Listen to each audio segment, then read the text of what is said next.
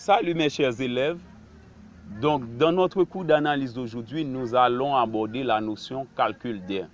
Ok, donc, parfois, lorsque vous tracez le graphe d'une fonction ou encore la courbe d'une fonction dans un repère, on pourrait vous demander de tracer, de calculer l'aire d'un domaine, c'est-à-dire l'aire d'un espace.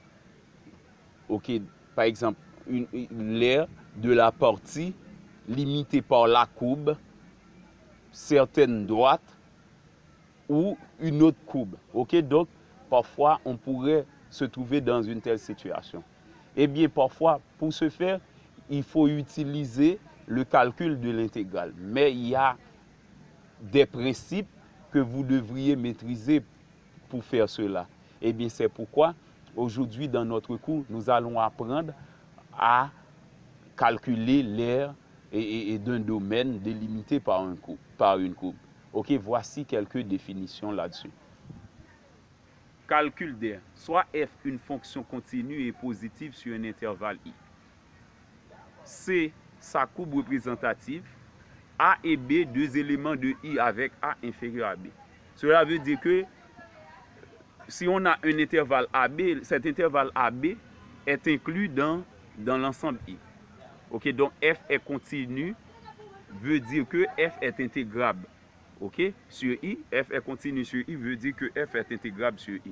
Et de plus, f est positif sur i veut dire si l'on conserve l'ordre AB, eh bien l'intégrale AB sur i va être positif. Eh bien c'est pourquoi on a somme de a à b, f de x dx. On dit que cette intégrale ou cette somme représente l'aire en unité d'aire. Donc, dans le système international, lorsqu'on parle d'unité d'aire, c'est la mesure en général de l'air, ok? Donc on dit unité de volume, unité d'air. Ok, maintenant dans le contexte de l'intégrale, pour calculer l'air, lorsque vous trouvez ça, vous écrivez unité d'air comme résultat. Si vous trouvez 3 pour l'intégrale, vous écrivez 3 unités d'air. Maintenant, 3 unités d'air, il y a une conversion que vous pouvez faire avec unité d'air en centimètres carrés. Parfois, on pourrait vous donner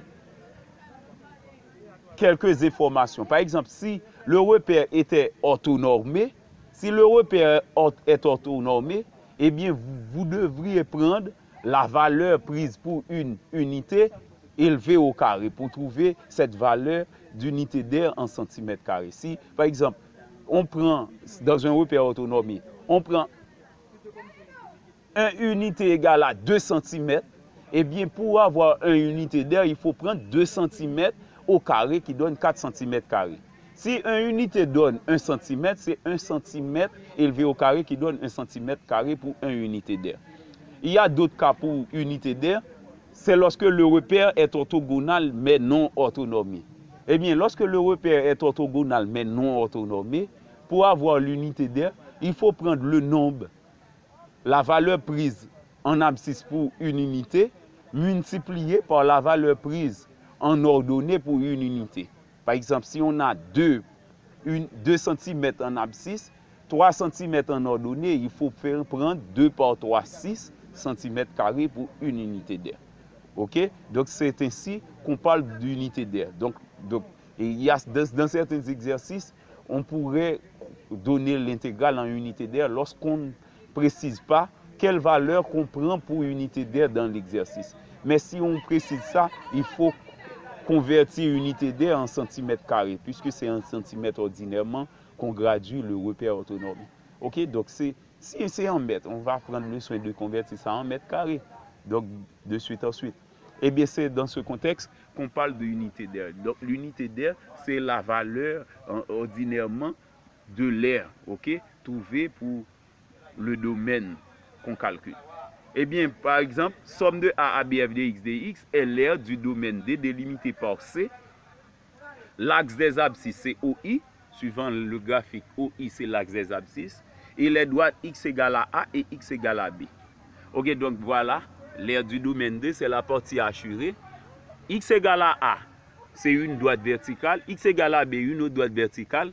Et maintenant, normalement, il y a la courbe C, voici la courbe C, et l'axe OI, eh bien, vous voyez, il y a 4 bornes, eh bien, l'aire du domaine, le domaine D est donc limité par la courbe, l'axe des abscisses, qui est l'axe OI, les doigts X égale à A et X égale à B. Ok, donc c'est ainsi qu'on va pouvoir calculer l'aire du domaine en unité d'aire. Ok, maintenant, on écrit l'aire de D peut être notée ADD. Ok, maintenant, avec le calcul d'intégrale, je mets ça en général. Je ne mets plus somme de A à B f de x dx, mais je mets somme de A à B f de x moins y dx. Ok, qu'est-ce que je fais ici? Je fais cela, c'est juste pour vous apprendre, lorsque vous allez calculer l'aire sur l'intervalle AB, de façon que dans l'ordre où A est inférieur à B, eh bien, il faut prendre toujours la courbe qui est au-dessus. Ok, puisque sur le domaine D, c'est la courbe qui est au-dessus, et l'axe des abscisses qui est représenté par y égale à 0 est en dessous, eh bien, je mets la courbe qui est au-dessus moins la courbe qui est en dessous. Donc, puisque y représente l'axe des abscisses, eh bien, je prends y égale à 0. Ok, donc c'est somme de A à B, la courbe qui est au-dessus qui est la courbe de F, moins la courbe qui est en dessous qui est l'axe des abscisses, qui est y égale à 0. Deuxième cas, si F est intégrable sur AB, c'est-à-dire qu'elle continue sur AB, et si F est négatif, ok, négatif, alors le domaine plan D, ensemble des points M de coordonnées x, y, tels que A soit inférieur ou égal à x inférieur ou égal à B, et f de x est inférieur ou égal à y inférieur ou égal à 0, est carable. Donc, il y a et, donc c'est-à-dire il y a d'autres choses que nous devrions expliquer. Donc, d'abord, nous restons sur cette première partie. F est intégrable sur AB, veut dire que F est continu sur AB. F de x est inférieur ou égal à 0, veut dire que la courbe de F est en dessous de l'axe des abscisses. Tout à l'heure, dans le premier cas, F de x était positif. Ok? Puisque F, la fonction F était positive, eh bien la courbe de F était au-dessus de l'axe des abscisses. Maintenant, dans cette partie, le second cas, f de x est négatif, veut dire la courbe est en dessous de l'axe des abscisses. Ok? Maintenant, x est compris entre A et B, c'est la partie entre A et B. Donc voici A, voici B, et bien toute la partie qui est entre A et B, et puisque ce domaine D est donc délimité par la courbe C, parce que on a x supérieur ou égal à A et x inférieur ou égal à B. Donc, c'est toutes les valeurs de x comprises entre A et B et toutes les y comprises entre f de x et la droite y égale à 0 qui est l'axe des abscisses. Eh bien, entre f de x, voici la courbe C de f et la droite y égale à 0. Eh bien, ceci nous permet d'assurer cette partie. C'est cette partie-là que ça représente. Entre A et B, entre y égale à 0 et la courbe C de F. Ok, donc voici le domaine D. Et bien que remarquez-vous, sur le domaine D, c'est l'axe des abscisses à présent qui est au-dessus, tandis que la courbe C de F est en dessous. Eh bien, c'est pourquoi entre A et B, somme de A à B, je mets y moins f de x avec y égale à 0.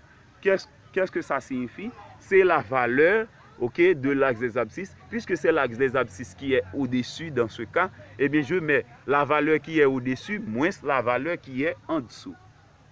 Avec y égale à 0. Maintenant, nous continuons avec un troisième cas. Si la courbe C coupe x', c'est-à-dire l'axe des abscisses, c'est-à-dire change de signe sur AB, l'aire du domaine D compris entre la courbe et x' sera calculé par morceau. Ok, donc pourquoi dit-on cela? Lorsque la courbe coupe x' au x, x' ou encore x' au x, qui est l'axe des abscisses, eh bien, sur l'intervalle AB, eh bien, on va devoir calculer l'aire par morceau. Calculer l'aire par morceau veut dire, donc on va devoir faire ça, pourquoi? C'est parce que la courbe va changer de sens à chaque instant. À chaque fois que la courbe coupe l'axe des abscisses, il y aura un changement de signe. Okay? Lorsque la courbe est au-dessus de l'axe des abscisses, F est positive. Lorsque la courbe est en dessous, f est négatif, eh bien, ce changement de signe va nous permettre d'effectuer le calcul de l'air par morceau. Eh bien, si nous prenons par exemple, suivant le schéma ici, l'axe des abscisses, l'axe des ordonnées, ok, le repère du plan OIJ, le repère orthonomé OIJ. Donc, on a entre A et B, il y a deux autres points CD. Nous remarquons que entre A et C, la courbe est au-dessus de l'axe des abscisses. C'est positif. Eh bien, je mets somme de A à C. La courbe qui est au-dessus, moins l'axe des abscisses qui est en dessous. C'est f de x moins y. C'est ça qu'en l'air, moins ça qu'en bas. Ok, donc la partie, donc la courbe qui est au-dessus, moins la courbe qui est en dessous. Ok, maintenant sur CD, c'est l'axe des abscisses qui est au-dessus et la courbe est en dessous. Eh bien, je mets sur somme, plus somme de CAD, y moins f de x. Puisque c'est l'axe des abscisses qui est au-dessus dans cette partie. Maintenant, sur DAB, c'est la courbe qui est au-dessus. Eh bien, je mets plus somme de DAB, f de x moins y. Puisque c'est la courbe qui est au-dessus sur DAB. Ok, donc, il faut mettre toujours la courbe qui est au-dessus moins la courbe qui est en dessous pour calculer l'air, afin de trouver l'intégrale dans sa valeur normale. Ok, donc, sinon, si on ne respecte pas l'ordre, eh bien, on va trouver une valeur opposée parfois. Et parfois, si on va avoir deux sommes, on va trouver une valeur qui est tout à fait différente, ok, de la valeur réelle. Ok? Donc, dans chaque cas, le y que je mets représente l'axe des abscisses, c'est y égale à 0. Eh bien, c'est pourquoi on met avec y égale à 0. Donc, je mets f de x moins y moins f de x moins y, et mais dans chaque cas, y c'est 0. Mais c'est juste pour vous faire quoi? Pour vous apprendre que c'est la courbe qui est au-dessus moins la courbe qui est en dessous. Ok, maintenant, est entre deux courbes. Si f et g sont intégrables sur AB, c'est-à-dire f et g sont continus sur AB, et si g de x est supérieur ou égal à f de x sur AB, a voulu dire f de x inférieur ou égal à f de x inférieur ou égal à g de y inférieur ou égal à g de x.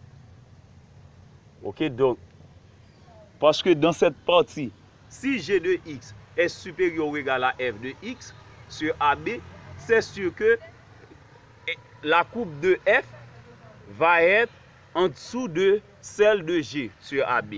Eh bien, dans cet intervalle, on va avoir f de x inférieur ou égal à y inférieur ou égal à g de x. On reprend. Si f et g sont intégrables sur AB, et si g de x est supérieur ou égal à f de x sur AB, l'ensemble des points M de coordonnées x, y définis par A inférieur ou égal à x inférieur ou égal à B, et f de x inférieur ou égal à y inférieur ou égal à g de x, et bien voilà, on dresse la courbe. Ok, voici la courbe. Donc, la fonction f est, dans quelques cas, est au-dessus de la fonction g. Donc, la courbe de f est dans quelques cas au-dessus de la courbe de g. Mais sur AB, c'est la courbe de g qui est au-dessus de la courbe de f. Parce que ça, c'est la courbe de f. Ça, c'est la courbe de g. Donc, sur l'intervalle AB, c'est la courbe de g qui est au-dessus de la courbe de f. Ok? Donc, c'est pourquoi sur AB, g de x est supérieur ou égal à f de x. Ok? Sur AB. Eh bien, c'est pourquoi également f de x est inférieur ou égal à y, inférieur ou égal à g de x. Eh bien, maintenant, l'aire du domaine A de D, c'est somme de A à B, g de x moins f de x dx. Eh bien, pourquoi a-t-on pris ça avec cette formule? Parce que c'est sur AB qu'on fait ça. Eh bien, sur AB, quelle est la courbe qui est au-dessus? C'est la courbe de G. Eh bien, je mets G de x moins la courbe de F qui est en dessous, moins F de x dx. Mais si l'élève met F de x moins G de x, eh bien, il doit mettre moins en dehors de l'intégrale. Donc, il doit mettre moins somme de AB, F de x moins G de x. parce que sur l'intervalle AB, f de x est plus petit que g de x, donc f de x moins g de x va être négatif. Eh bien, dans ce cas, pour avoir un nombre, puisque l'air donne toujours un nombre positif, eh bien, pour avoir ce nombre positif, il faut mettre moins à côté de cela. Okay? Donc, ça donne toujours un nombre positif, parce que l'air désigne une surface. Eh bien, si on calcule la surface, on ne va pas trouver moins 3 cm², parce que c'est un espace. Donc, cet espace, on doit trouver son air, ok, positivement. Ok, donc c'est pourquoi il faut mettre moins lorsque c'est négatif, plus lorsque c'est positif. Ok, donc c'était tout. Donc si vous avez des questions sur les notes, vous pouvez me les envoyer et je serai très content de vous les répondre. C'est Jimmy Deveil, votre enseignant de mathématiques compétent et expérimenté.